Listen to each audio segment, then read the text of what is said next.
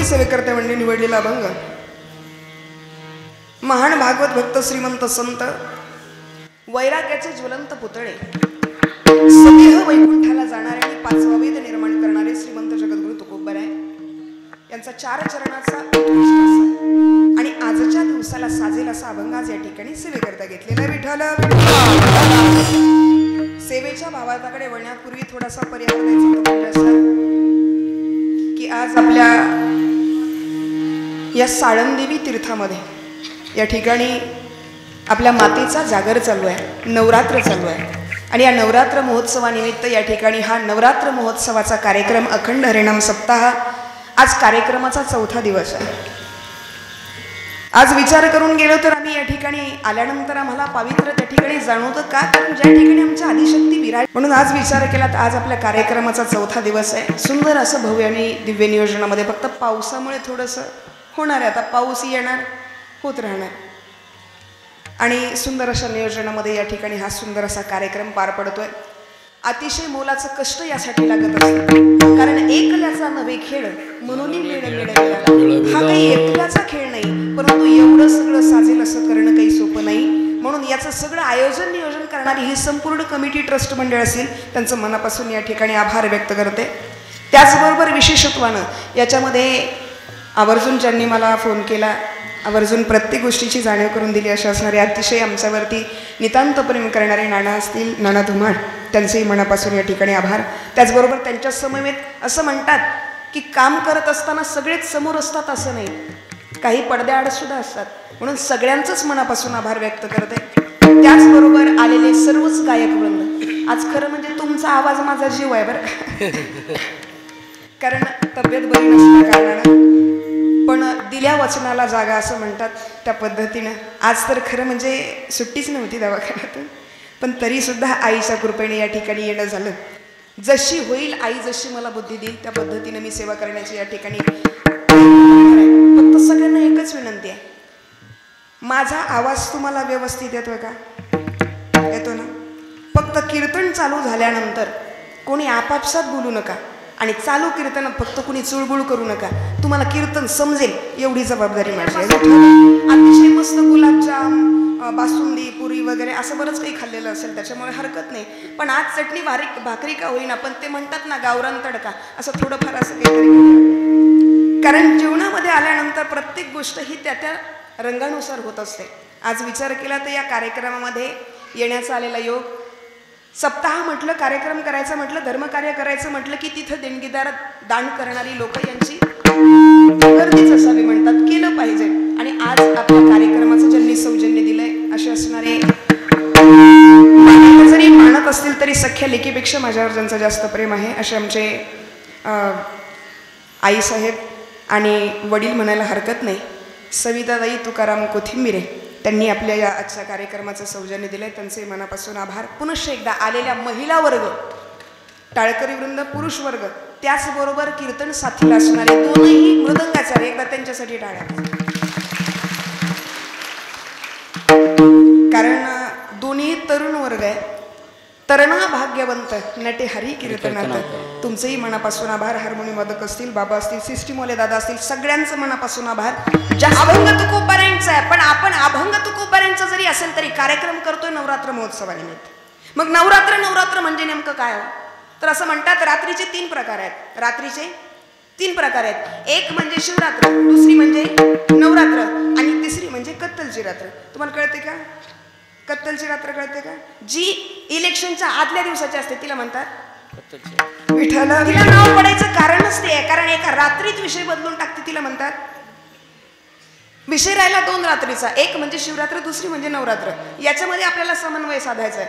नवरात्र आणि शिवरात्रीत यात फरक काय आहे? शिवरात्रीचा जर विचार केला तर शिवरात्र ही अति उत्तम आहे आणि नवरात्र ही अति उत्तम आहे का? कारण शिवरात्र 1 दिवस आहे आणि नवरात्र 9 दिवस आहे। विठ्ठल 9 दिवस असणारी नवरात्र आहे। या 9 दिवसामध्ये आमच्याकडून 9 दिवस त्या आईचा जागर घडत असतो, 9 दिवस आम्ही तिचं नामचिंतन करत असतो आणि आपला विधी आहे, आपलं ठरलेलं आहे आणि नियमानुसार आहे। 9 दिवस पूर्ण झाले की येतो, तुम्ही बोलत चला, तुम्ही जेवले नाही का?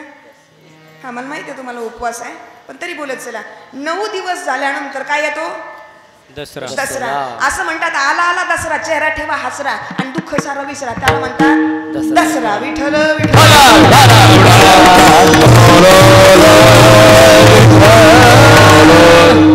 दसरा झालाय.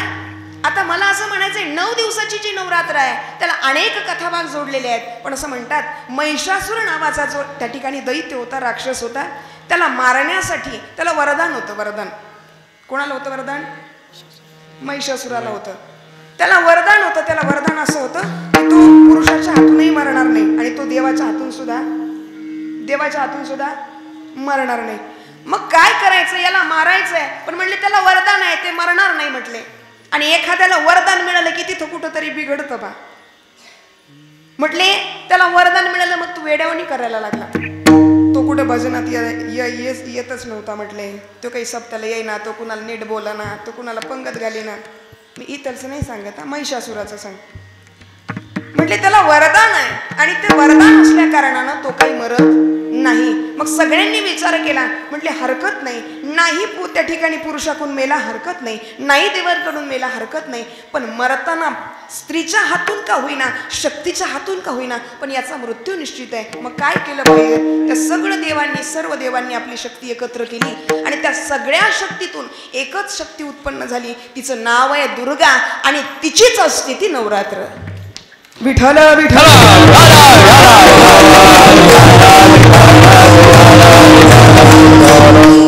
आणि ही अशी असणारी नवरात्र, या नवरात्रीमध्ये आम्ही जागर करतो यात नवल नाहीये दादांनो. तुम्ही जागर करता, आम्ही जागर करतो, आम्ही 9 दिवस सप्ताह करतो, हरकत नाही. आम्ही जागर करतो नवल नाही, पण तुकोबराय म्हणतात आम्ही सुद्धा तिची गोंधळी आहे, आम्ही सुद्धा तिचा जागर करतो. तुकोबराय म्हणतात, ज्ञानोबराय म्हणतात आणि तुकोबराय याच्या पुढे जाऊन बोलतात. तुकोबराय म्हणतात नुसता गोंधळ करून जमणार नाही. काय? तुकोबराय म्हणतात नुसता गोंधळ करून जमणार नाही, तिला बकरा मारावा लागेल म्हणतात. आता तुम्ही म्हणताल ताई तुम्ही गादीवर उभा आहेत, बकरा मारा म्हणता, नेमकं काय? बकरा मारावा लागेल आणि 1 नाही 6 बकरे मारावे लागतात म्हटले तिला, त्याच्याशिवाय ती प्रसन्न होत नाही. किती? 6. इकडं तर मग तर मनच खुल्ले असतील. आता 6 काम क्रोध बकरा मारा. तुमच्या अंतकरणातले जे विकार आहेत ना, हे बकरे मारा म्हणतात. हे तुम्ही आपल्या जीवनामध्ये घेतलं पाहिजे. म्हणून जीवनामध्ये संत म्हणतात तुम्ही गोंधळ करता यात नवल नाही, आम्ही सुद्धा तिची गोंधळी आहोत. आणि शक्ती ही जीवनामध्ये एवढे महत्वाची आहे की त्या शक्तीशिवाय जगात दुसरं काहीही शक्य नाही. आता शक्ती शक्ती म्हटल्यानंतर आम्हाला खूप जास्त लांब जायची गरज नाही. शक्ती नसेल तर काय काय होतं? मग तुमच्याकडे काहीही असू द्या, पण शक्ती नसू द्या त्या गोष्टीचा उपयोग नाही. तुम्ही सगळ्यांनी बोलत चला. मला सांगा, समोरून एक माणूस आलाय, त्याला डोळे आहेत पण त्याला दिसत बोला ना, त्याला दिसत नाही, कारण त्याच्या डोळ्यात पाहण्याची शक्ती नाही. समोरून आलेला माणूस आहे, तो येतोय, त्याला 2 तोंड आहे तुमच्या आमच्यासारखं, त्याला दात आहेत, त्याला जीभ आहे, त्याला सगळं काही आहे, पण त्याला बोलता येत नाही कारण त्याला त्याच्या बोलण्यामध्ये शक्ती नाही. अहो एवढंच नाही, ज्या शिवाला शक्ती शिवाय पूर्णता नाही ती म्हणजे आदिशक्ती. विठ्ठल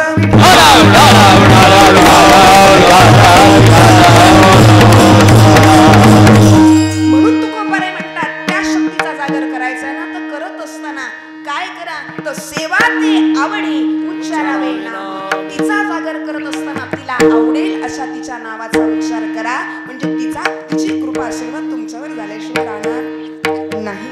म्हणून जीवनामध्ये माणसानं आयुष्यामध्ये एकच गोष्ट ध्यानात ठेवली पाहिजे की मी जी सेवा करतोय ही जगाला नाही आवडली तरी चालेल, पण ती देवाला आवडली पाहिजे. पण आता इमानदारीनं सांगाकडे बसलेले सेवा करते कशासाठी? आल्यापासूनच सुरुवात होतं, लोकांना काय लागतं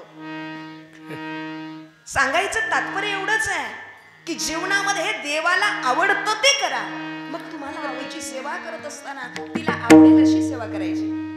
पण आमचं असं आहे बा, तिच्याकडे जाताना तिला काय आवडतं याचं आम्हाला घेणं नाही, पण आम्हाला काय आवडतं एवढंच आमच्या लक्षात राहतं.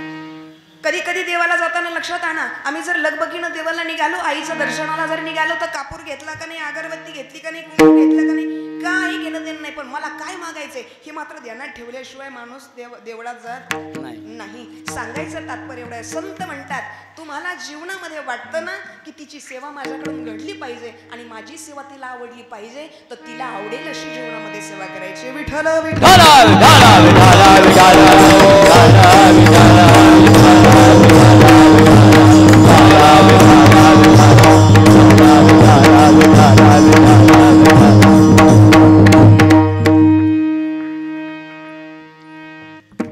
म्हणतात तिला आवडेल अशी तिची सेवा केली पाहिजे. एक तुम्हाला वर्म सांगते पहा, जीवनामध्ये ज्यांना ज्यांना वाटतं ना आम्हाला जीवन सुखात गेलं पाहिजे, लक्ष द्या माझ्याकडे, ज्यांना वाटतं ना आमचं जीवन सुखात गेलं पाहिजे, तर या ठिकाणी जीवनात आल्यानंतर आपल्याला एक मर्म बांधून दिलेला आहे. ज्याला वाटतं ना जीवनात मी सुखी राहिलो पाहिजे, लोकांनी मला चांगलं म्हटलं पाहिजे आणि जगात माझं नावच झालं पाहिजे, मग काय केलं पाहिजे, तर म्हणले ज्याला मोठं व्हायचंय त्याला कष्टाशिवाय पर्याय नाही. तुम्ही असं सांगा की नाही ज्यानं कष्टच केलं नाही तो खूप मोठा झालाय, असं झालंय का कधी? नाही. म्हणून आपल्याला लहानपणीपासून पहिल्याच शाळेत गेले की आपल्याला काय शिकवतात? घातलीच नाही का पोरं शाळेत? पहिल्यांदा शाळेत गेल्यानंतर, बरं जाऊ द्यात पोरांचं सोडा, इकडे तुमची रात्रीची शाळा भरायची ना, होती की नव्हती रात्रीची शाळा? मध्ये मध्ये आली होती बा, ती रात्रीचेच वयस्कर लोक ती पाटी वगैरे घेऊन जायचे. प्रौढ शिक्षण. हा, प्रौढ शिक्षण. हा, तर त्यावेळेला गेल्यानंतर काय शिकवायचे? सुरुवातीला बाराखडी शिकवायचे, बरोबर आहे ना? मग बाराखडीचा पहिला शब्द काय आहे? बाराखडीचा पहिला शब्द काय आहे? अय. ते तर मूळ अक्षर आहे. बाराखडी सुरू होत होते क पासून. कुठून? क पासून. कचा जर विचार केला तर सांगितलं जीवनात ज्याला मोठं व्हायचं त्याला कष्टाशिवाय आणि कामाशिवाय पर्याय नाही, म्हणून क. आणि जीवनामध्ये ज्याला मोठं व्हायचं त्यानं कष्टानं आणि कामानं केलेलंच खा, म्हणून ख. आता इथपर्यंत आलंय खाताय, पण जीवनात तुम्हाला चांगलं जर जीवन जगायचंय आणि लोकांनी तुम्हाला चांगलं म्हणून आहे ते टिकून राहावं असं जर वाटत असेल तर फक्त जीवनात येऊन द्यायचं नाही, तो म्हणजे ग. जिथं गर्व आला, कारण जीवन चांगलं जगायला लागलं की माणसाला गर्व येतो, आणि जिथं गर्व येतो एकदा का गर्व आला की तो घसरणार हे 100% आहे, म्हणून घ. म्हणून माणूस म्हणतात ए बाबा नीट राहा, घसरशील बरं का, म्हणून घ. आता घ पर्यंत आलोय, लक्ष देऊन ऐकत चला, घ पर्यंत आलोय. म्हटले घसरायचं नाही, ज्याला वाटतं ना कधीच घसरायचं नाही त्याने आयुष्यात कधीच कोणाचा व्हायचं नाही. चमच्याचं, चमचा कळतो ना? चमच्याचं लय अवघड आहे. चमचा ज्याच्यात राहतो त्यालाच हळूहळू मोकळं कर, म्हणून चमच्यापासून सावध राहिलं पाहिजे. असे चमचे खूप असतात, ते समोर आहेत तोपर्यंत तू वा वा वा म्हणले तुमच्यासारखं व्यक्तिमत्वच नाही, फक्त तुमची पाठ फिरू द्या का, मग मग मग त्यांचं पाठ. म्हटली ज्याला वाटतं की आयुष्यात मला लोकांनी चांगलं म्हटलं पाहिजे त्यांना आयुष्यात कधीच कोणाचा चमचा व्हायचं नाही, म्हणून च. आणि जो आयुष्यात कधी कोणाचा चमचा झालाच नाही तो आयुष्यात कधीतरी एकदा का होईना पण छत्रपती होतो, म्हणून छ. विठ्ठल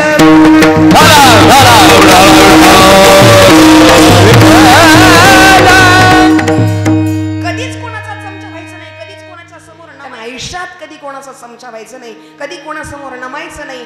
नमायचंच असेल तर त्या आदिशक्ती समोर, त्या भगवंता समोर नमा आणि त्याला आवडेल अशी सेवा करा, हे तुकोबरायांचं म्हणणं आहे. विठ्ठल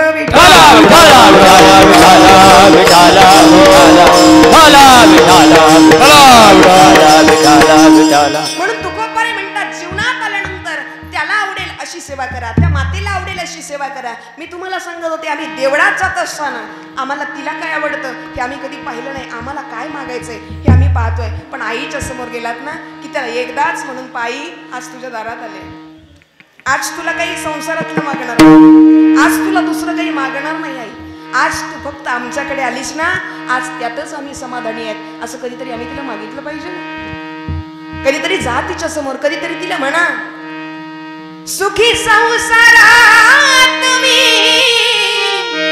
मला कमी कशाची नाही, सुखी संसारात मी मला कमी कशा. कधीतरी आम्ही म्हटलं पाहिजे आई आज तुला काही मागणार नाही, आज फक्त तुझी आम्ही करणार आहे, असं कधीतरी आमच्या जीवनामध्ये व्यक्तिमत्व असावं. तुकोबारे म्हणतात ज्या वेळेला तुमची अशी सेवा होईल ना त्यावेळेला तिची कृपा तुमचा होईल, तोपर्यंत होणार नाही. जोपर्यंत आमच्या अंतःकरणातला भाव निर्मळ होत नाही तोपर्यंत आम्हाला देव मिळणार नाही. तुकोबारे बोलत असताना एक साधक तुकोबाऱ्यांकडे आला. तुकोबारे म्हणतो, तुकोबारे तुम्ही बोलता हो, तुम्ही सांगता, खरंच सांगताय, खूप काही सांगताय, पण सांगत असताना म्हणले नुसतं सांगण्यात काय उपयोग आहे? तुम्ही सांगता याला काही पुरावा आहे का? तुम्ही सांगता याला काही तारतम्य आहे का? नुसतं सांगणं, उगाच सांगणं उपयोग नाही त्याचा. तुकोबारे तुम्ही म्हणता की जीवनात आल्यानंतर त्याला आवडेल अशी सेवा करा, तुम्ही केली का? तुकोबारे म्हटले हो, आम्ही आमच्या जीवनात त्याला आवडेल अशी सेवा केली. अहो तुम्ही तुम्हाला त्या देवाला आवडेल अशी जर सेवा केली तर मग देवानं तुम्हाला दिलं काय? कारण सध्याचा जमाना त्या ठिकाणी फायदेशिवाय चालत नाही. तुकोबारांना त्यांना प्रश्न केला. तुकोबारांना म्हणतोय की तुकोबारे तुम्ही म्हणता की तुम्ही त्याची सेवा केली, मग त्याच्या बदल्यात देवानं तुम्हाला दिलं काय? त्यावेळेस तुकोबारे म्हणतात माझं जर विचारायचं झालं तर मला तर देवानं दिलंयच, पण देवानं आसांना दिलंय की ज्यांची देण्याची पात्रता सुद्धा नव्हती. अहो ज्या वेळेला कृष्ण अवतारामध्ये सर्वात पहिल्यांदा भगवान श्रीकृष्णाला मारण्यासाठी जी आली होती तिचं काय नाव होतं? तिचं काय नाव होतं? पुतना. पुतना. ती पुतना आली होती, पण आली होती देवाच्या दर्शनासाठी आली होती का? देवानं बाळ स्वरूपामध्ये अवतार घेतलाय म्हणून दर्शनाला आली होती का? अजिबात नाही. तिचा प्रण होता, तिच्या डोक्यात एकच होतं की मी जाणार, त्याला मांडीवर घेणार आणि त्याला विषाचा घोट पाजून त्याच्या नरडीचं नख त्याला मारणार. या अनुषंगानं आलेली कोण? पुतना होती. मग या अनुषंगानं आलेली जरी पुतना असेल तरी म्हणतात येत असताना सहज नाही आली, साधी नाही आली. नामदेव महाराज म्हणतात आली स्वरूप सुंदरी देवांगना, देवांगना बनून आली. जुनं साडी पातळ वगैरे काही घातलं नाही, राक्षसी नव्हती, सुंदर स्वरूप धारण केलं आणि स्वरूप धारण करून मग आली. सगळेजण गोकुळातली पाहू लागले, अरे एवढी सुंदर त्या ठिकाणी स्त्री आली, कुठं चालली कुठं चालली? पाहता पाहता नंदाच्या वाड्यासमोर आली. वाड्याच्या समोर येऊन उभा राहिली, नावात दिले यशोदे, अगं तुला पुत्र झालाय म्हणे. ती म्हटली हो. अगं मग आण ना बघू, त्याला भेटायला आले. यशोदा माता म्हणाल्या आणलंच तर बाहेर, पण तो झोपलाय म्हटले. झोपलाय माणूस तोपर्यंत की देवाने रडायला सुरुवात केली. अगं आई, अगं भवानीचं गिराईक आहे, कशाला घालवतेस? रडायला सुरुवात केल्याबरोबर नावीलाज झाला. हिनं सांगितलं यशोदे खोटं बोलतीस का ग? म्हटली कृष्ण तर जागाच आहे, आण बघू त्याला बाहेर. पर्याय नव्हता, आत गेली, घेऊन आली, तिच्या मांडीवर दिला. ठरल्याप्रमाणे तिनं जसं तिचा प्रण होता तिनं मांडीवर घेतलं, पदर त्याच्या तोंडावर टाकला आणि काय करायला सुरुवात केली? तिनं त्याला पाजायला सुरुवात केली. पण एक गोष्ट सांगते पहा, ती नुसती पुतना नव्हती, ती नुसती पुतना नव्हती, ती अगोदरच्या जन्मातली भगवंतानं ज्याला त्या ठिकाणी पाताळात घातला होता त्याचं नाव होतं बलिराजा. त्या बलिराजाची पुत्री, मुलगी, म्हणजे तिचं नाव होतं रत्नमाला.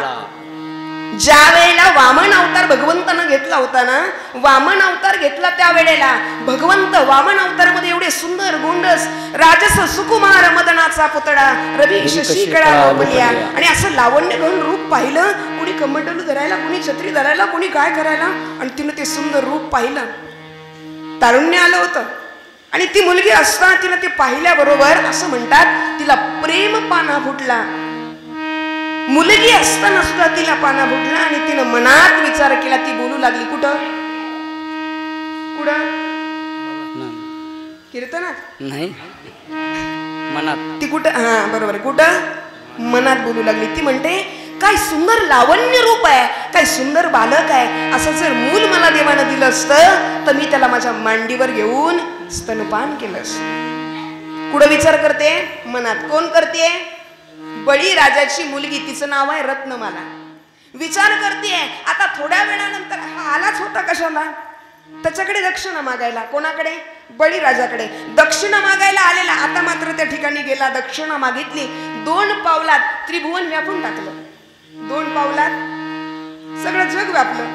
आणि देव आता बलीला म्हणतात, अरे बली, अरे तू 3 पावलं मला त्या ठिकाणी देणार होतास, पण 2 पावलात सगळं त्रिभुवन व्यापलं. आता तिसरा पाय कुठे ठेव? बली हुशार होता. बली म्हटला, देवा तिसरा पाय ठेवायचा ना, माझ्या डोक्यावर ठेवा. देव हसायला लागला. देव म्हणतो, अरे बली, अरे 2 पावलात हे त्रिभुवन व्यापलं, तू काही त्रिभुवनापेक्षा वेगळा आहेस का? देवानं सांगितलं, अरे बली, अरे या त्रिभुवनापेक्षा तू काय वेगळा आहेस का? अरे जसं हे त्रिभुवन आहे 2 पावलात व्यापलंय आणि तू काही वेगळा आहेस? त्यावेळेस बलीचं उत्तर आहे, देवा अरे मी दाता आहे, तू माझ्याकडे मागायला आलेला आहेस आणि हे जे मी तुला दिलंय ते दान आहे आणि दान आणि दाता हा वेगळा असतो, म्हणून तुला काय करावं लागेल? माझ्या डोक्यावर पाय ठेवावा लागेल. देवानं मान्य केलं आणि पाहता पाहता बलीच्या डोक्यावर पाय ठेवला. पाय ठेवत असताना स्वतःची मुलगी त्या ठिकाणी समोर होती. सगळी जण त्या ठिकाणी हजर होती, पाहत होती आणि पाहत असताना तिला एवढं वाईट वाटलं आणि अंतकरणामध्ये ती म्हणते, नका ठेवू, नका त्यांना पातळात घालू. असं बोलत असताना तिच्या मनात विचार आला. म्हटली, हा नुसता दिसायलाच कोळ आहे. म्हटली, आतमधून अंतकरणातून एवढा क्रूर आहे. असा जर मुलगा देवानं मला दिला असताना नुसतं मांडीवर घेऊन पाजण्याचं नाटक केलं असतं, पण याला विषच पाजलं असतं. काय म्हटली? मांडीवर घेऊन पाजण्याचं नुसतं नाटक केलं असतं, नाही तर मी याला विषच पाजलं असतं. देव म्हणले, तथास्तु, तुझं हे सुद्धा पूर्ण होईल म्हणले. कुठं बोलली होती? मनात. पण देवानं ऐकलं. देव म्हणले, तथास्तु. तीच रत्न मला पुढच्या जन्मात कृष्ण अवतारात पुतना बनवून आली आणि स्वतःच्या स्तनात विष भरलं. आता मात्र यशोदा मातेनं आणून दिलेला कान्हा मांडीवर घेतला आणि आता मात्र ती विष पाजायला सुरुवात केली. ती म्हणली, ते आता जेव्हा मांडीवर घेतलं तिला वाटलं पोरगय पोरगय, बाळ आहे बाळ आहे, जाऊ द्या जाऊ द्या. पण जसं काही यानं ओढायला सुरुवात केली ती म्हणली, आता हे काही बाळ नाही, हे काही पोरग नाही, ही तर फार टेक्सपोची मोटर आहे म्हणली. सर पाहता पाहता दूध प्राशन केलं, विष प्राशन केलं. पाहता पाहता आता मात्र पंचप्राण ओढायला सुरुवात केली. पंचप्राण ओढायला सुरुवात केल्याबरोबर आता मात्र पुतना म्हणते, सोड कान्हा, सोड सोड. त्यावेळेस कृष्ण म्हणतो, अगं हे पुतना, एक तर मी कोणाला धरत नाही आणि धरलं तर मी सोडत नाही. अगं तुझ्या कासेला बिलगलोय वेडे. आता तू काही रत्नमाला राहिली नाहीस, आता तर तू काही पुतना राहिली नाहीस. अगं तू आता या कान्हाची आई झालीस ग. अगं तू या कान्हाची आई झालीस, जी विष पाजायला आली. तिला सुद्धा सायुज्यता नामाची मुक्ती प्रदान केली असा भगवंत आहे, म्हणून त्याला आवडेल अशी सेवा करा. विठ्ठल विठ्ठल.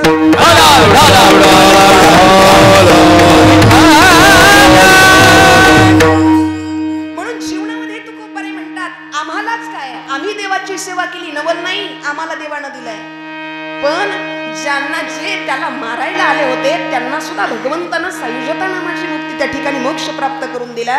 म्हणून जीवनात आल्यानंतर ज्याला ज्याला वाटतं मला आयुष्यात सुख भेटलं पाहिजे, देवाची माझ्यावर कृपा झाली पाहिजे, तर त्यानं काय करायचं? तर सेवा त्याला आवडेल अशी करायची, जगाला आवडेल अशी करायची नाही.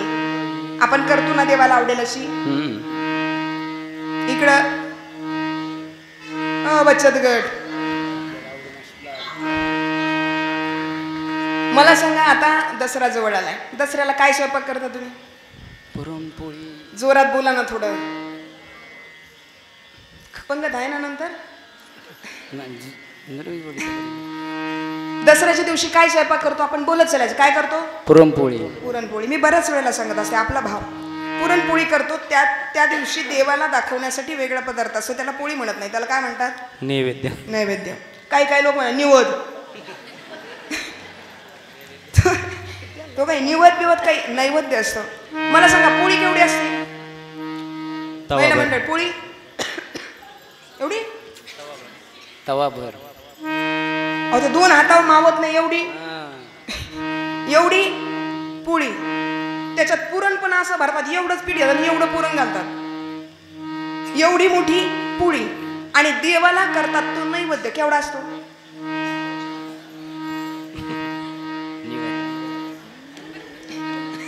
आजीला 4 बोटावरही मावत नाही एवढा नैवेद्य. आता लक्ष द्या. मला सांगा, पोळी कुणाला? आपल्याला. पोळी तुम्हाला, महाराजाला काही देऊ नका. पोळी आपल्याला आणि नैवेद्य देवाला. देवाला. मला सांगा, तुम्ही एवढं खायचं आणि त्याला एवढं द्यायचं, कसं पावलं तुम्हाला? पावेल का? नाही पावला. आपल्याला आपला भाव तसा पाहिजे. तुमचं सोडा, इकडे पुरुष वर्ग, आम्ही शनिवारी देवाला जातो. देवाला गेल्यानंतर त्या ठिकाणी नारळ फोडतो, खडीसाखर वाहतो, अगरबत्ती ठेवतो, शनी देवाला तेल वाहतो.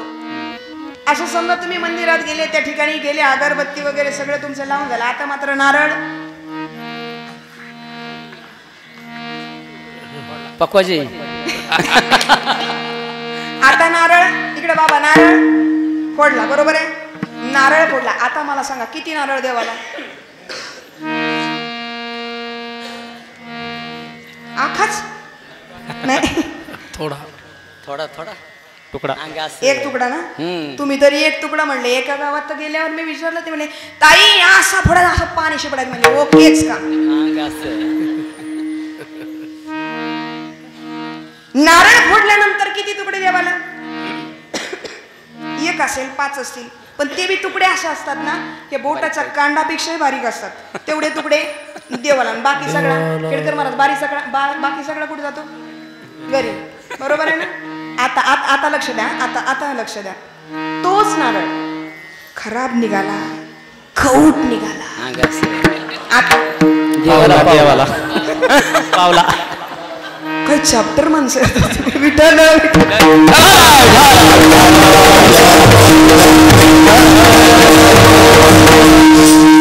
अहो इकडे लोकांना गंडी तर एवढे ठीक आहे, देवा तो खराब निघाला, खऊट निघाला की लोक म्हणतात देवाला पाव, कारण तो खायजोगा नसतो ना. मग मला सांगा बरं, ठीक आहे, देवाला पावला, त्यातला किती नारळ घरी? काहीच नाही. 5 तुकडे. प्रसाद नसतो का? भाव असा आहे, विनोदाचा भाग सोडून द्या. आपल्या जीवनामध्ये आपली भक्ती अशी आहे, आम्हाला काय आवडतं आम्ही याच्याकडे लक्ष देतो, आम्ही देवाला काय आवडतं याच्याकडे आम्ही लक्ष देत नाही. पण जीवनामध्ये त्याला आवडतं याच्याकडे लक्ष द्या. आणि परमार्थ करत असताना जीवनामध्ये परमार्थाला लागलात ना की परमार्थ असा करा, अंतकरण मोकळं ठेवा, निर्मळ ठेवा आणि निर्मळ मनाने परमार्थ करा. जोपर्यंत तू आणि मी हा भाव जात नाही तोपर्यंत देव तुम्हाला पावत नाही. म्हणून अंतकरणातला भाव निर्मळ झाला पाहिजे. कारण जोपर्यंत तुमच्या अंतकरणातला भाव निर्मळ होत नाही तोपर्यंत तुम्हाला देव भेटत नाही. मग तुम्ही कुठेही जा नाही. मग जरी तुम्ही आषाढी कार्तिकी पंढरपूरच्या वारीला जाताय म्हटले, पण मन निर्मळ नाही. तर बऱ्याच वेळा होतं असेच 2-4 जण आषाढी एकादशीला गेले, फुल दारू पेले आणि ट्रक खाली झोपले. हा, वारीला गेले, फुल दारू पेले आणि कुठं झोपले बाबा? ट्रक खाली झोपले. ट्रकवाल्याला माहिती नव्हतं, त्यांनी सकाळी गाडी चालू केली, गाडी पुढे गेली, 2 जण त्यातले मेले. पेपरला समाचार आला, भाविक ठार झाला. वारकरी भाविक ठार झाला. मला सांगायचं तात्पर्य काय आहे, लक्षात ठेव. तुम्ही अंतकरणात भाव निर्मळ नाहीये. तुम्ही आषाढी कार्तिकी पंढरपूरला जाताय. आषाढी कार्तिकी एकादशीला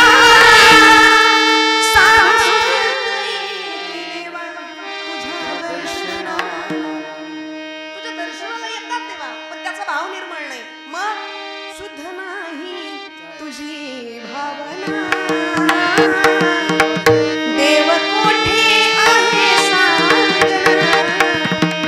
भावच निर्मळ नाही, मिळेल का देव तिथं? नाही. म्हटले नाही नाही, आमच्याकडे असा माणूस आहे जो दिवस रात्र कपड्याला मोठा गंध लावून फिरतो आणि सतत भजन करतो, त्याला मिळेल का? म्हटले एक लक्षात घ्या, ज्याच्या कपड्याला सतत गंध आहे, जो सतत भजन म्हणतो पण त्याच्या अंतकरणातला भाव निर्मळ, त्याला वाटतं माझ्यासारखं कुणालाच येतच नाही, भाव निर्मळ नाही. मिळेल का देव? नाही. मी नाही म्हणत, त्याचं प्रमाण आहे पुढचं. म्हटले गंध कपाळी केसरी टिळा, भजन करीतो वेळोवेळा, पण शुद्ध नाही भावना देव कोठे आहे सांगना. पण तुझा भाव निर्मळ नाही, मिळेल का देव? नाही मिळणार. म्हणून परमार्थातला सगळ्यात प्रथमचा नियम आहे, तुम्हाला जर देवाजवळ जायचंय तर तुमच्या अंतकरणातला भावच निर्मळ पाहिजे. विठ्ठल विठ्ठल.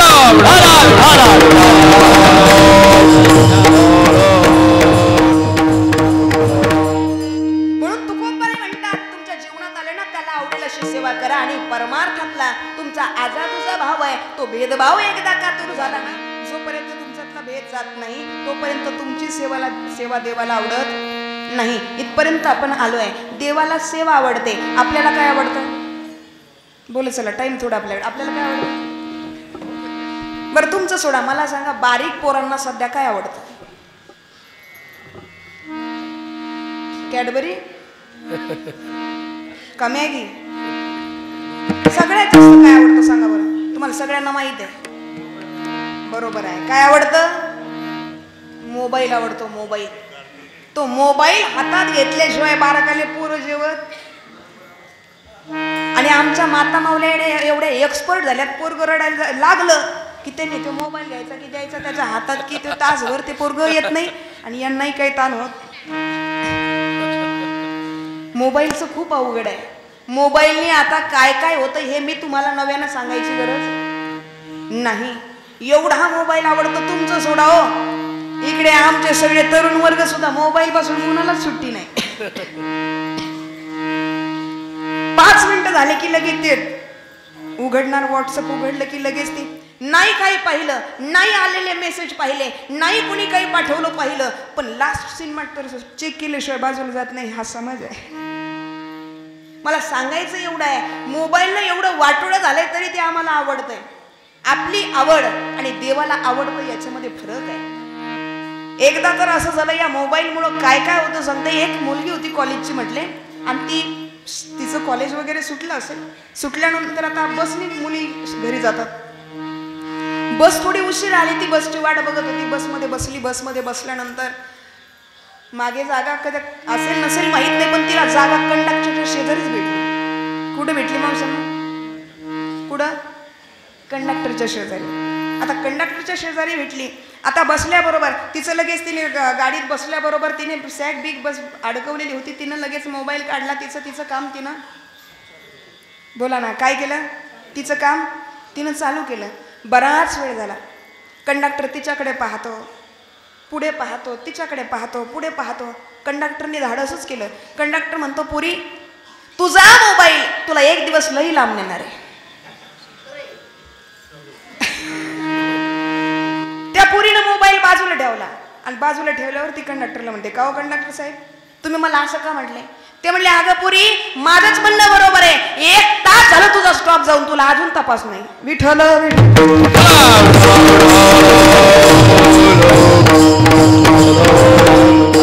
अगं फोन बघता बघता 1 तास झालं तुझा स्टॉप जाऊन, तरी तुला कळालं नाही. याच्या पुढे अजून पुढे जाशील बाई. मला सांगायचं तात्पर्य एवढं आहे, आपल्या आवडीनिवडी खूप विचित्र आहेत, पण आपली आवड निवड बाजूला ठेवून जर परमार्थ केला ना, तर मग मात्र त्या देवाला आवडेल. आणि संत म्हणतात, एकदा का तुमचा परमार्थातला भेदभाव गेला. बऱ्याच ठिकाणी भेदभाव आहे. आता भेदभावावर बोलायचं म्हटलं तर भरपूर काही गोष्टी आहेत, पण भेदभाव हा फक्त तुम्हीपणाचा नाही, तर स्त्री आणि पुरुषपणाचा सुद्धा भेदभाव सोडा, तेव्हा परमार्थ देवाला आवडेल. हे मी सांगत नाही, माझ्या जगाच्या मालकानं नामदेवरायांना ही गोष्ट सांगितली होती. म्हणून नामदेवरायांनी माझ्या जनाबाईला कीर्तनात आनंद लुटायला सांगितलं होता. का? कारण म्हटले की देवाची कृपा आहे, देवानं सांगितलंय म्हणून केलं पाहिजे. म्हणून जनाबाईला कीर्तनात उभं करावं आणि त्या ठिकाणी म्हणावं, सवयोगांचा भक्तनामा आणि पाठीमागे डोळे लागून परमार्थातला भेदभाव त्या ठिकाणी गेला ना, की मग तुकोबारे म्हणतात, एकदा तुमचा भेदभाव गेला ना, की मग तुम्हाला घराच्या बाहेर सुद्धा देवाला भेटण्यासाठी जावं लागणार नाही. हे अभंगाचं दुसरं शब्द. ताई, घरात बसल्या बसल्या कोणाला देव मिळतो का? पण मी नाही, तुकोबारेंचं वाक्य आहे. तुकोबारे म्हणतात, एकदा तुमचा भेदभाव गेला ना, की घरात बसल्या बसल्या देव तुम्हाला मिळेल. आणि एवढंच नाही, मग घरात बसल्या बसल्या देव कसे मिळतील? कसं काय घरामध्ये बसल्या बसल्या देव मिळवायचे? त्या साधकांना विचारल्याबरोबर तुकोबारे म्हणतात, जीवनामध्ये कलियुगामध्ये तुम्हाला वाटतं ना आम्हाला देव भेटावा, जास्त तुम्हाला अट्टहास करायची गरज नाही. देवानं सांगितले कलियुगा माझी करावे कीर्तन आणि तेने नारायण देईल भेटी. याच्यापेक्षा मोठा वेगळं काही असं तुम्हाला सांगितलं नाही. खूप यज्ञ याग तप तीर्थ करायला सांगितलेलं नाहीये. मग त्यावेळेस देवानं सुद्धा सांगावं की कलियुगामध्ये मला शोधायचं असेल तर मी कुठे भेटणार नाही. मी कुठे भेटेल? नाहम वसामि वैकुंठी योगिना मरदैरहो मदभक्त यत्र जायन्ति तत्र तिष्ठन्ति नारदा. जिथं माझ्या भक्तांना माझे भक्त गाती वेळ आपल्याकडे थोडा असू द्या. त्या ठिकाणी माझे भक्त गाती जेथे नारदा तेथे त्या ठिकाणी प्रमाण अतिशय पोषक आहेत आणि कलाकार वर्ग अतिशय सुंदर आहे. पण वेळे अभावे काय होतं, वेळेच्या पुढे गेले की लोकांना येतो आळस. त्याच्यामुळे आणि त्यातली त्यात महाराज बी थोडे आजारी असल्यामुळे सांगायचं तात्पर्य असं आहे की संतांनी सांगितलं म्हटले बाबांना तुम्हाला त्याच्यासाठी लांब जायची गरज नाही. तर काय करा तर माझं नामचिंतन करा. आणि नामचिंतन करत असताना जीवनामध्ये संत म्हणतात देवाकडे जाण्यापेक्षा तुमच्या घरात देवासमान जे देव दिलेत त्या देवांची सेवा करा, त्यांना देव माना. तुम्हाला देवनात देव भेटल्याशिवाय राहणार. मग खरे देव कुठले आहेत तर संत म्हणतात की जीवनामध्ये तुकोबाई म्हणतात तुका म्हणे माय बापे अवघी देवाची स्वरूपे. जे देवाचं स्वरूप असणारे आई वडील आहेत. आज जीवनामध्ये माणूस कष्ट करतो काम करतो तेव्हा 4 रुपये लोक तुम्हाला आणून देतात का तुमचा पगार आहे म्हणून, तुम्ही काम केलंय म्हणून. पण अरे लहानपणापासून तुला रुपया कमवायची अक्कल नसताना सुद्धा तू स्वतःच्या पायावर उभं राहीपर्यंत हाडाचे काढेली रक्ताचं पाणी करून या मायबापानं तुला पोचलंय. अरे त्यांच्यापेक्षा दुसरं दैवत काय असू शकतं तुझ्यासाठी? म्हणून जीवनामध्ये जे दैवत आहेत त्यांना ओळखा, कारण त्यांच्यासारखं दैवत या जगात तुम्हाला भेटणार नाही. तुम्ही चांगले दिसता, तुम्ही चांगले बोलता, तुम्ही लय कमवता, तुमच्याकडे राजकीय सत्ता आहे, या गोष्टींना भाळून तुमच्यावर प्रेम कोणी करेल? या प्रेमाला क्षणिक प्रेम म्हणतात. पण जेव्हापासून तुम्ही त्या आईच्या पोटात अंश रूपात होता तिला माहीत नव्हतं तुम्ही मुलगा आहे मुलगी आहे, पण तरी सुद्धा तिनं तुम्हाला आतुनात जपलं आणि हे जगत दाखवलं. तिला आई म्हणतात. आणि स्वतःनं जे पाहिलं नाही, जे स्वतःनं सुख भोगलं नाही, जे तुम्हाला भोगण्यासाठी उपलब्ध करून दिलं त्याला बाप म्हणतात. हे 2 दैवत जर तुमच्या आयुष्यात तुम्हाला कळाले तर ते 2 दैवत कळाल्यानंतर त्यांची सेवा करा. नक्कीच भगवंत तुम्हाला पावल्याशिवाय राहणार नाही. म्हणून म्हणतात देव शोधायला दुसरीकडे जायची गरज नाही. न लगे हालावे चालावे आणि अवघेची घरी वैसलिया. त्यावेळेला तुम्हाला घरात बसल्या बसल्या सुद्धा देव मिळेल. का? कारण देवाला प्रत्येकाच्या घरी येता आलं नाही म्हणून त्यानं प्रत्येकाला आईबाप दिलेत. म्हणून म्हणतात देवाची नावे देवाची श्री सर्व अलंकारी समर्पावी. त्यांच्याच पाशी सगळं समर्पित करा, त्यांची सेवा करा.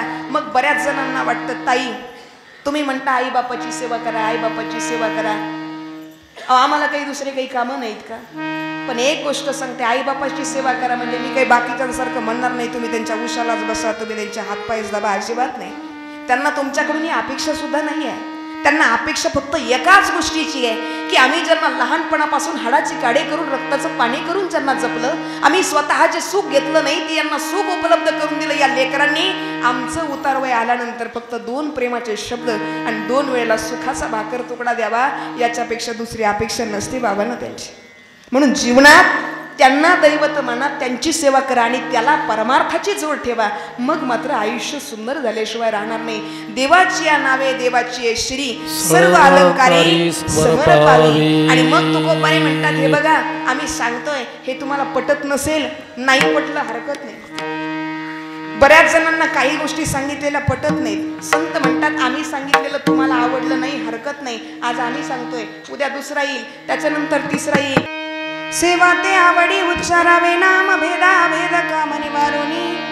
न लगे हा लावे चलावे बाहेरी अवघेची घरी वैसलिया. देवाची नावे देवाची श्री सर्व अलंकारी समर्पावी. न लगे हा लावे चलावे बाहेरी अवघेची घरी वैसलिया. तुका म्हणे होय भावेची संतोषी वसे नामापासी आपुलिया. न लगे हा लावे चलावे बाहेरी अवघेची घरी वैसलिया. तुकोबाई म्हणतात जीवनामध्ये त्याला आवडेल असा परमार्थ करा. एकदा का भैद गेला की मग तुम्हाला मात्र घरात बसल्या बसल्या देव मिळेल. कारण तो भगवान परमात्मा दुसरीकडे कुठेच त्याला काही लागत नाही. तुमचा पैसा संपत्ती नारळ काही लागत नाही. त्याला काय लागतं तर तुका म्हणे होय भावेची संतोषी. तुमच्या शुद्ध भावानंच तो संतोषित होतो आणि त्याच ठिकाणी तो राहतो. असा झाला अभंगाचा सरळ सरळ भावार्थ. आज विचार केला तर आज सुंदर अशा भव्य आणि दिव्य नियोजनामध्ये आपल्या साळवन देवी मातेच्या पटांगणामध्ये सुंदर असा नारदीय महोत्सव, हे शारदीय नवरात्र महोत्सव आहे ना.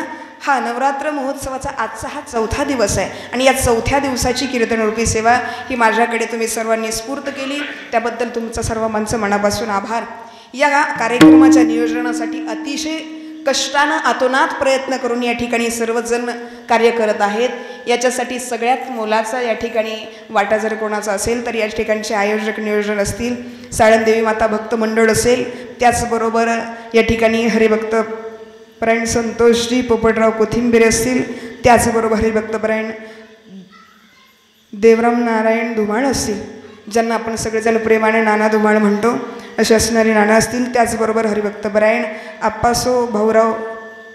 आप्पासो रामभाऊ कोथिंबीर असतील, त्याचबरोबर हरिभक्तपरायण नाथा विश्वास पाठक असतील, त्याचबरोबर हवप सचिन विश्वास पाठक असतील, सर्वच जण असतील. त्याचबरोबर त्यांचे सहयोगी अजून सर्व ट्रस्टी मंडळी असतील, त्याचबरोबर तरुण वर्ग असेल, अजून कोणी वरिष्ठ वर्ग असतील, सर्वांचंच मनापासून या ठिकाणी आभार व्यक्त करते. त्याचबरोबर या ठिकाणी आलेले सर्वच कलाकार वृंद आहेत, सगळ्यांचंच मनापासून आभार. सगळेच दिग्गज आहेत, सगळ्यांचंच नाव घ्यावं असे आहेत, पण एखाद्याचं नाव घेतलं की चुकून अंधारात एखाद्याचं राहायला नको, म्हणून सगळीच जण माझ्या आदरस्थानी आहात. तुमची लेक म्हणून या ठिकाणी सांभाळून घेतलं, तुमच्या सर्वांचं मनापासून आभार. कारण कीर्तनाला उभं राहायचं म्हणजे खूप मोठी एनर्जी लागते, पण ती एनर्जी आईच्या दारात आल्यानंतर का होईना, जे म्हणतात सत्व, ते सत्व या ठिकाणी आल्यानंतर कळालं. म्हणून या ठिकाणी आल्यानंतर ही सेवा करण्याचा लाभ मला मिळाला. या ठिकाणी आल्यानंतर आईनं जशी मला बुद्धी दिली त्या पद्धतीने या ठिकाणी सेवा करण्याचं काम केलेलं आहे. आलेले हार्मोनियम वादक असतील, फुले महाराज असतील, त्याचबरोबर इकडे शुभम महाराज असतील, इकडे चैतन्य महाराज. आज महाराजांची तब्येत बरी नाही का? आज महाराज नाही उभा राहिले, म्हटलं मला वाटलं तुमची तब्येत बरी. महाराजांचे तुमचेच सुपुत्र आहे ना, सुंदर सुंदर. त्याच्यासाठी एकदा टाळ्या वाजवा जोरात. लहान लेकरू आहे, पखवाज वाजवणं म्हणजे सोपं नाही, त्याला जीव ओतावा लागतो, त्याला वजन लागतं. त्याची तब्येत पाहून त्यानं एवढं सुंदर वाजवलंय, अप्रतिम, खूप छान. असाच मोठा हो, आईनं तुझ्यावर कृपा करावी आणि असंच ज्ञान तुला मिळत राहावं. कारण आपली सध्याची संपत्ती म्हणजे मुलं आहेत, त्यांना घडवा, तुमचं आयुष्य घडेल. ज्यांना वाटतं ना माझं म्हातारपण सुखात गेलं पाहिजे, इथं बोटवर करा बरं, कुणाला कुणाला वाटतं मग म्हातारपण चांगलं गेलं पाहिजे. आईच्या दारात आहेत बरं का, परत तिच्याकडे मागू नका. कोणाला कोणाला वाटतं माझं म्हातारपण चांगलं गेलं पाहिजे? नाही वाटत? प्रत्येकाला वाटतं, ज्यानं आयुष्यात चांगलं केलं नाही त्यालाही वाटतं माझं म्हातारपण चांगलं गेलं पाहिजे. पण एक लक्षात ठेवा, वारकरी संप्रदायाचा वसा लेकरांना द्या. तुमचा मुलगा कीर्तनकार नाही झाला हरकत नाही, पण तुमचं म्हातारपण मात्र 100% सुखात जाईल कडे, आईच्या दारात मी सांगते तुम्हाला. म्हणून जीवनात नाही काही देता आलं ना, पैसा कमवून ठेवू नका पोरांसाठी, पण वारकरी संप्रदायाचे हे जे संस्कार आणि आपला वारकरी संप्रदायाचं ज्ञान मात्र आपल्या लेकरांना द्या, एवढंच तुम्हाला सांगेल. आज या ठिकाणी आलेले सर्वच मंडळी असतील, त्याचबरोबर इकडे सुंदर अशी सिस्टीम. दादा सहकार्य खूप मनापासून केलं, कारण मला आवाज निघेल का नाही कॅपॅसिटी होती, पण सुंदर आवाज दिला, तुमचंही मनापासून आभार. त्याचबरोबर या ठिकाणी अजून कोणी राहिला, मराठी तडका हा यूट्यूब चॅनल या ठिकाणी आपला सप्ताह झाल्यानंतर नेमकं कसा झालाय हे आम्ही कधीतरी निवांत बसून ऐकावं, म्हणून या ठिकाणी ते काम करण्यासाठी मराठी तडका यूट्यूब चॅनलवाले दादाही आले. दादा तुमचंही मनापासून आभार. झालेली सेवा भगवंताच्या चरणी अर्पण, सेवेला पूर्णविराम. ज्ञानेश्वर